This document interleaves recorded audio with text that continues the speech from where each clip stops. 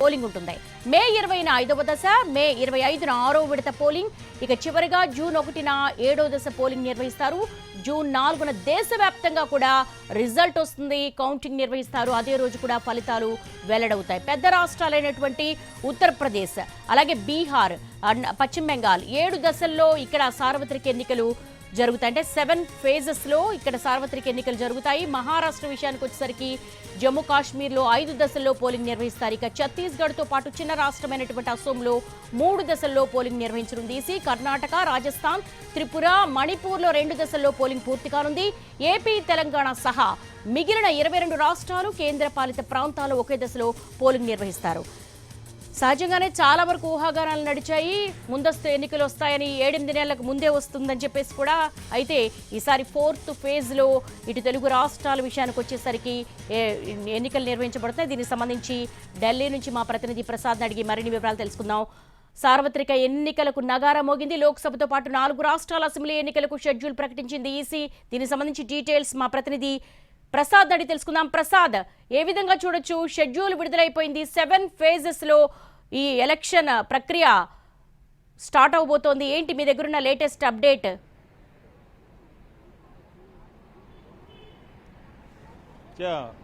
ప్రపంచంలోనే అత్యంత పెద్ద ప్రజాస్వామ్య దేశమైనటువంటి భారతదేశంలో ఎన్నికలు అన్నది చాలా ప్రపంచ ప్రఖ్యాతి చెందినవి. అదేవిధంగా కేంద్ర ఎన్నికల సంఘం కూడా దీనికి సంబంధించి పెద్ద ఎత్తున ఏర్పాట్లు చేసింది.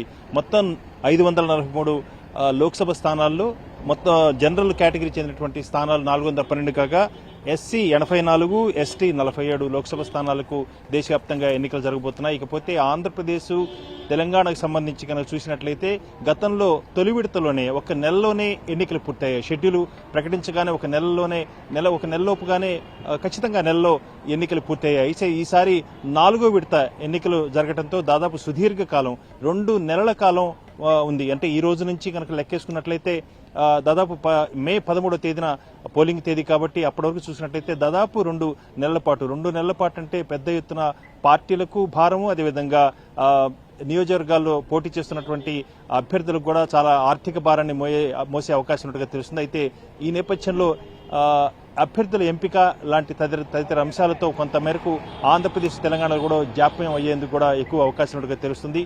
మొత్తం ఎన్నికల ప్రక్రియను చూసినట్లయితే గజెట్ నోటిఫికేషన్ విడుదల వీటన్నిటికన్నా పరిశీలించినట్లయితే పెద్ద ఎత్తున ఏప్రిల్ 20వ తేదీన నామినేషన్లు దాఖలు చేసేందుకు ఆఖరి తేదీ కాబోతుంది. అదేవిధంగా ఏప్రిల్ 18వ తేదీన గజెట్ నోటిఫికేషన్ జారీ చేయడం జరుగుతుంది. ఎన్నికల తేదీ మే 13వ తేదీన, జూన్ 4న ఫలితాలు. మొత్తంగా చూసినట్లయితే ఆంధ్రప్రదేశ్, తెలంగాణ రాష్ట్రాల్లో ఇటు ఏపీ అసెంబ్లీ కూడా ఎన్నికలు జరగబోతున్నాయి. అదేవిధంగా ఏపీలో 25 లోక్సభ స్థానాలున్నాయి. అదేవిధంగా తెలంగాణలో 17 లోక్సభ స్థానాలతో పాటు సికింద్రాబాద్ కంటోన్మెంట్ ఏరియా కూడా 13వ తేదీనే ఎన్నికలు జరగబోతున్నాయి. ఏ తేదీలో విడతలో ఎన్నికలు జరగబోతున్నాయి అన్న అంశాన్ని కేంద్ర ఎన్నికల సంఘం ప్రధాన ఎన్నికల కమిషనరు మీడియా కాన్ఫరెన్స్ లో చెప్తుండగానే ముందుగా ఉప ఎన్నిక గురించి మాట్లాడడం జరిగింది. అది 4వ విడత అన్నారు. సాధారణంగా ఇటు తెలంగాణ కానీ ఆంధ్రప్రదేశ్ కానీ 2 ఒకేసారి జరిగాయి, గతంలో కూడా జరిగాయి. అయితే 2019లో చూసినట్లయితే కేవలం తొలి విడతలోనే ఎన్నికలు పూర్తయ్యాయి. ఈసారి 4వ విడతలో అన్నది ముందస్తుగానే రాజీవ్ కుమార్ మాటలను తెలిసిపోయింది.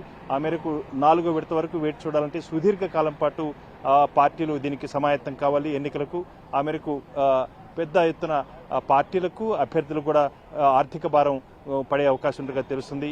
మొత్తంగా ఎన్నికల సరళిని చూసినట్టయితే 2019లో ఏ రకంగా అయితే 7 విడతల్లో జరిగాయి, ఈసారి కూడా 7 విడతలను జరగబోతున్నాయి.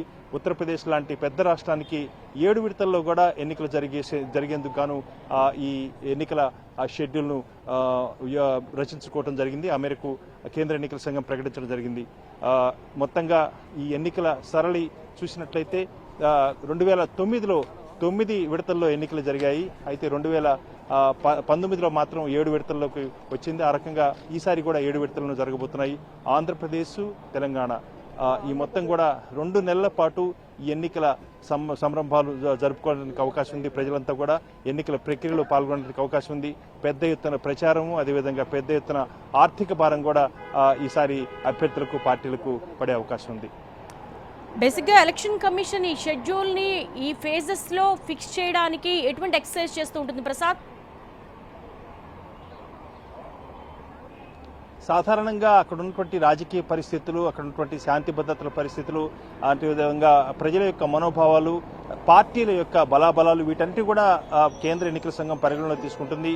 సాధారణంగా కేంద్ర ఎన్నికల సంఘ ప్రధాన ఎన్నికల కమిషనర్ మీడియా సమావేశంలో మాట్లాడుతూ దాదాపు 786 కోట్ల రూపాయల మేరకు గత అసెంబ్లీ ఎన్నికల్లో తెలంగాణలో పట్టుబడినట్టుగా ప్రకటించడం జరిగింది. ఆ మేరకు పెద్ద ఎత్తున ధన ప్రభావాన్ని తగ్గించేందుకు, అదేవిధంగా ఈ ధన ప్రభావంతో పాటు పెద్ద ఎత్తున పరిశీలకులు కూడా 2001 మంది దేశవ్యాప్తంగా కూడా పరిశీలకులను నియామకం చేయడం జరిగింది. వీరంతా కూడా ఈ ధన ప్రభావం కానీ ఇతరత్ర హింస లాంటి సంఘటనలు కానీ జరగకుండా పరిశీలనకు ఎప్పటికప్పుడు రాష్ట్ర వ్యాప్తంగా కూడా పర్యటన చేసేందుకు కూడా అవకాశం ఉంటుంది. కాబట్టి వీటిని నివారించేందుకు ఈ రకంగా ఒక ఎక్సర్సైజ్ చేసి, కసరత్తు చేసి ఈ మేరకు షెడ్యూల్ని రూపొందించుకున్నట్టుగా తెలుస్తుంది. అయితే దీంట్లో కొంత రాజకీయ కోణం కూడా ఉండే అవకాశం ఉంది.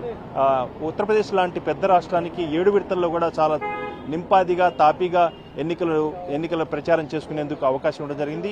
అయితే ఆంధ్రప్రదేశ్, మరీ ముఖ్యంగా ఆంధ్రప్రదేశ్, తెలంగాణలో అత్యధికంగా ధన ప్రభావం ఉండటంతో పార్టీలకు, అభ్యర్థులకు ఈ యొక్క ఆర్థిక భారాన్ని మోపేందుకు ఎక్కువగా ఈ 2 నెలల పాటు విరామం ఇవ్వడం ద్వారా ఈ ఆర్థిక భారం ఎక్కువగా మోసేందుకు గాను అవకాశం ఉంటుంది. కాబట్టి ఈ రకంగా అభ్యర్థుల మీద, పార్టీ మీద ఒత్తిడి తెచ్చేందుకే ఈ రకంగా కేంద్ర ఎన్నికల సంఘం ఈ 4వ విడతలో ఎన్నికలు నిర్వహించేందుకు షెడ్యూల్ రూపొందించినట్టుగా తెలుస్తుంది.